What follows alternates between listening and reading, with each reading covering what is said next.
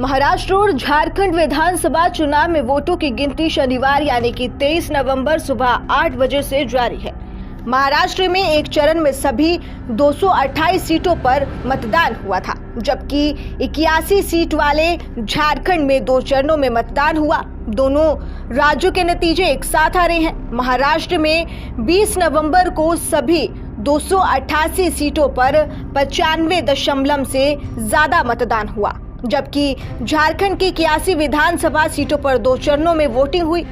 पहले चरण में 13 नवंबर को 48 सीटों पर 66.65 तो दूसरे चरण में 20 नवंबर को 38 सीटों पर 68.45% मतदान हुआ। वहीं महाराष्ट्र के शुरुआती रुझानों में महायुति बहुमत के करीब पहुंच गया है और 134 सीटों पर बढ़त बनाए हुए है, जबकि अघाड़ी गठबंधन 95 सीटों पर आगे है। वहीं झारखंड में कांटे की टक्कर नजर आ रही है, जहां एनडीए 40 और इंडिया ब्लॉक 35 सीटों पर बढ़त बनाए हुए हैं। ये रुझान पल पल बदल रहे हैं। महाराष्ट्र का सियासी मुकाबला मुख्य रूप से सत्तारूढ़ गठबंधन महायुति और विपक्ष गठजोड़ महाविकास अघाड़ी के बीच है।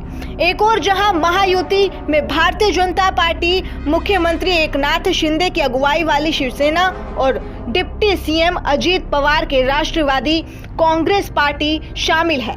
एमवीए के मुख्य दलों में उद्धव ठाकरे की शिवसेना, वरिष्ठ नेता शरद पवार की एनसीपी और कांग्रेस है। जबकि झारखंड विधानसभा चुनाव के तहत 2 चरणों में कुल 81 सीटों पर पड़े वोटों की गणना सुबह 8 बजे से शुरू हो गई है।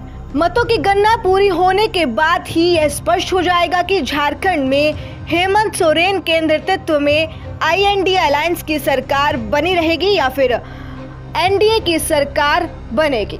झारखंड विधानसभा का स्वरूप कैसा होगा, यह भी तय हो जाएगा। झारखंड में 80 सीटों के रुझान सामने आ गए हैं।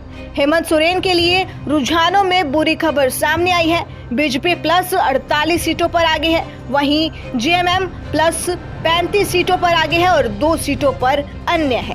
फिलहाल आज की जानकारी में बस इतना ही। ऐसे ही हमारे साथ और जानकारी पाने के लिए जुड़े रहिए केशव टाइम्स पर।